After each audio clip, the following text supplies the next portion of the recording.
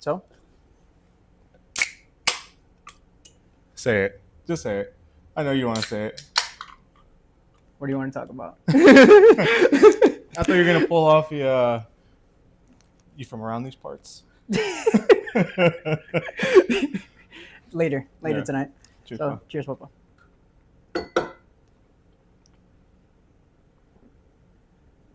This interview is brought to you by Red Bull. Vitalizes your body and mind. It says it on the can. Oh, I've never seen that. It says the ice edition. Yeah. La migra. Oh. All right. So, for those who don't know you, right? Just kind of give yourself like an introduction. I just kind of want you to say like who you are, where you're from, kind of like type of thing. My name is Roger Aquino. Born and raised in Somerville, New Jersey. Been bartending for about 15 years now, coming on 16. And yeah. What is your biggest influence as far as like in your bartending career? Like who has been like the biggest influence? I started as a dishwasher at an Irish pub in Branchburg called Willie McBride's. Awesome spot Where's this again? In Branchburg, New Jersey. Okay. So I was in college. I didn't really know what I really wanted to do. I was kind of like, I was a C average student. I wasn't really trying. And a buddy of mine told me that his job was looking for a dishwasher. So I took the job, and I started on February 13th, the day before Valentine's Day, and then the next day was Valentine's Day, and I got my shit pushed in. And it was honestly one of the worst experiences ever. But what really stuck with me was at the end of the night, like all the line cooks bounced except for the head chef and my buddy Juan, who got me the job. And the three of us basically stayed there probably till like 1, 2 in the morning, and they helped me break down everything. Fast forward to St. Patrick's Day that same year, I was asked by the bar manager if I'd be interested in bar backing. And I started bar backing after that for almost a year. Just within that year, I was training behind the bar and learning how to like free pour and like pour beer, how to properly pour Guinness, shit like that. But what really stuck with me was my first shift bar backing. It was a busy like Friday, Saturday night. They had like a live band playing. There was like 4 or 5 people deep at the bar, and the bar team and how they flowed was awesome. Everyone was so different. There was this guy, his name was Jeff, bald dude, funniest guy you can meet. There was Andrew, he was the pretty boy with the beard and like the fresh cut. Jess, the tall blonde. Anna Marie, the short blonde. Jamie, the veteran. Kathy, the veteran. And then there was Andrew, another Andrew, who was our bar manager, and they all were so efficient. And I've never seen like an actual team work like that, and that really stuck out for me. But I started bartending from there after like just bar backing, and started bartending for a couple of years. And I felt that like I was good, I was fast, I was like very like active. I was like you know, like just trying to improve, asking questions. And I had a regular of mine, his name was Mike, who I always tried these new drinks and cocktails. And he told me about a documentary called Hey Bartender. And Hey Bartender is a documentary about a barback. His name was Steve Schneider, who was coming up the ranks at Employees Only in New York City. And then it was about him and then another guy who was an owner of like a family mom and pop restaurant, and how he didn't really want to incorporate cocktails, but he had to. So it was based around Tales of the Cocktail, which is the biggest bar convention in all of the world. Yeah. But that in that documentary, you see Steve Schneider become a principal bartender at Employees Only and get his white coat, and he had to earn that. Like their bar program there, you start as a porter, then a bar back, and you work your way up. And I always loved that structure. and then he told me about a bar called Verve in Somerville. And I'm born and raised in Somerville, so I'm like, where the fuck is this bar? I've never seen this bar before. Where? In Somerville. But he took me there, and honestly, it was like the greatest experience ever. I got to see two guys behind the bar, Steve Fetty and Nick Regenball, just kill it. Just two guys. No bar back, nothing. It was just two guys owning an entire room, banging out cocktails, shaking cocktails the way I've never seen, stirring cocktails I've never seen before.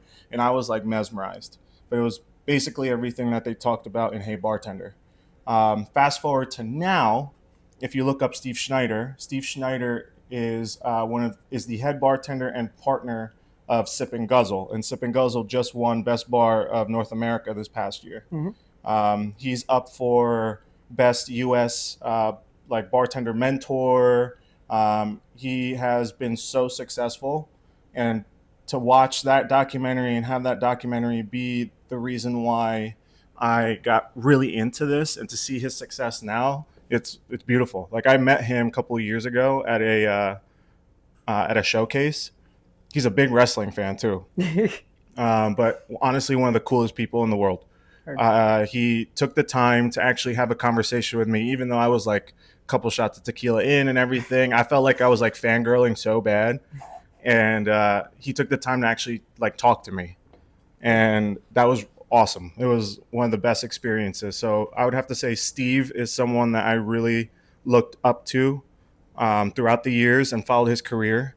One of my mentors, Steve Fetty, he so impactful in my career too. Even to this day, I could text him right now and ask him a question, and he would go out of his way to answer. Nick Regenball as well. He was one of my first. He was the one that really taught me technique. And if it weren't for him, I don't think I'd be as technically sound.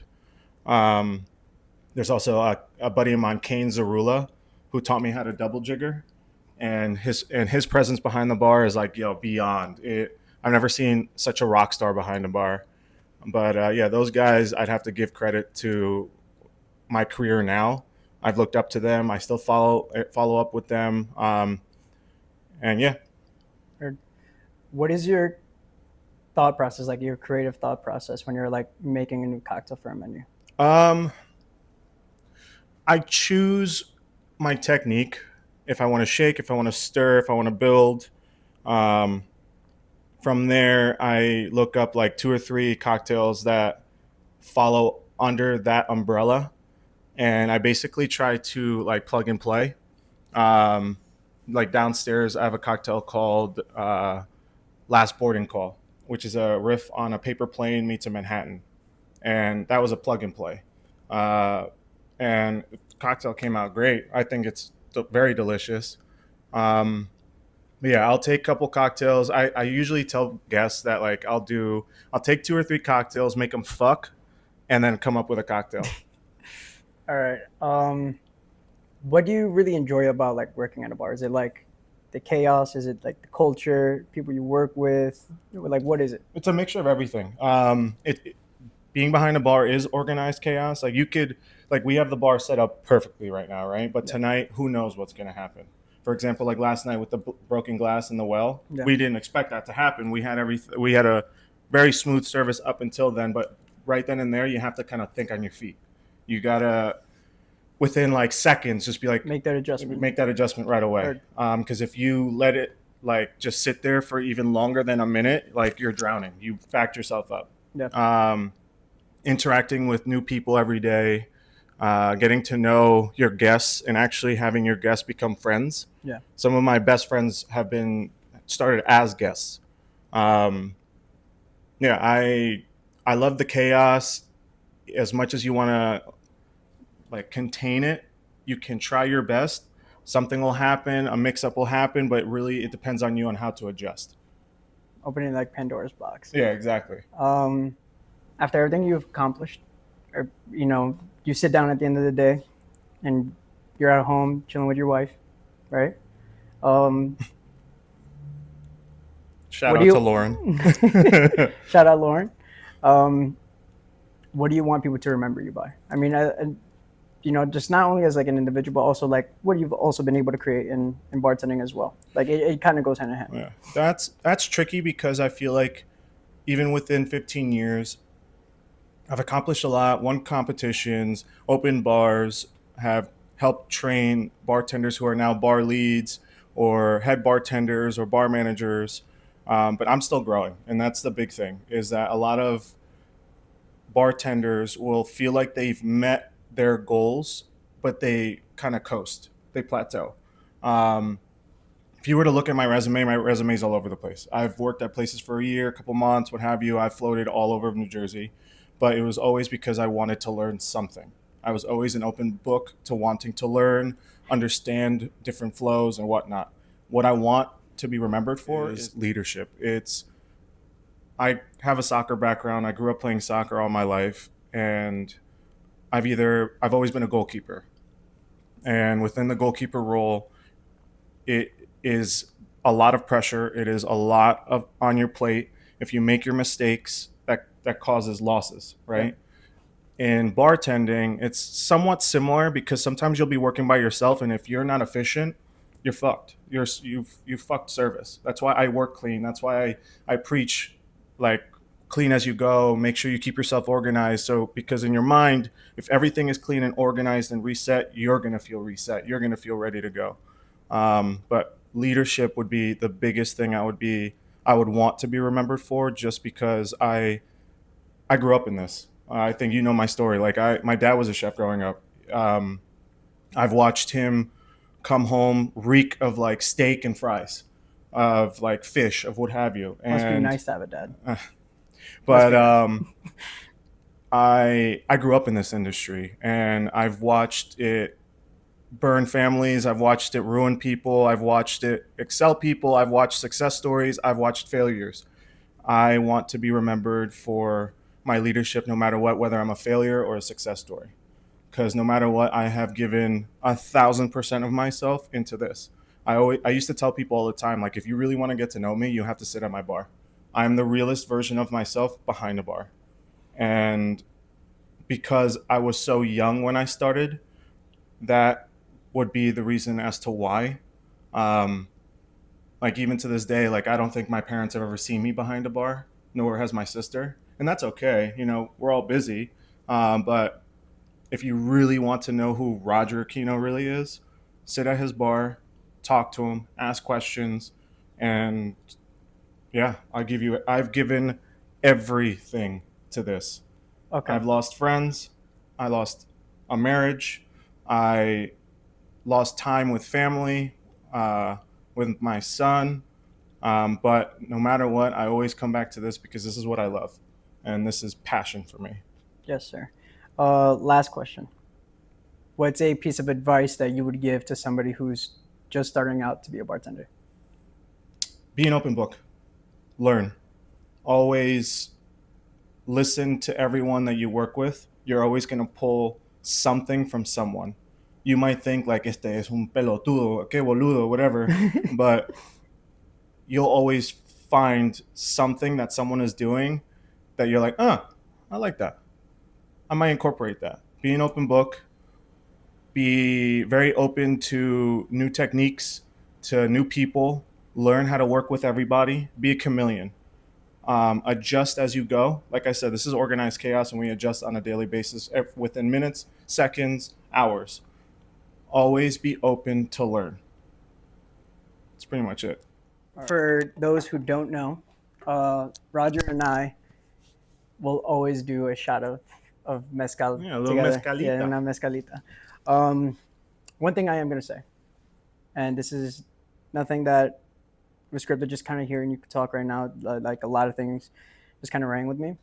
You will always be remembered as far as with me. You'll always be remembered as like a fucking leader.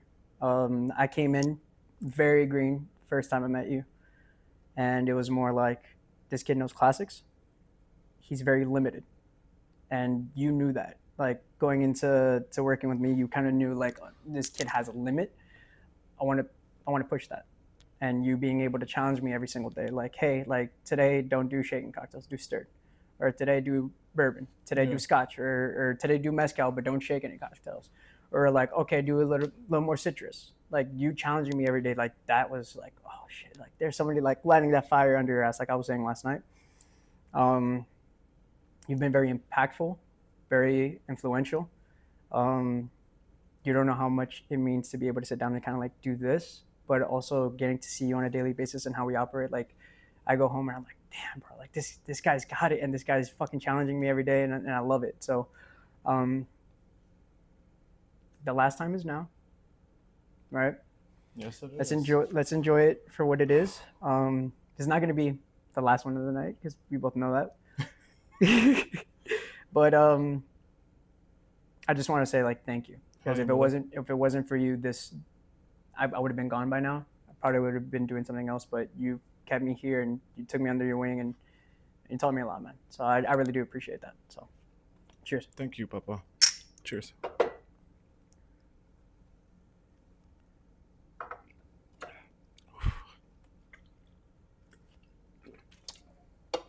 All right. All right. Ready to do this?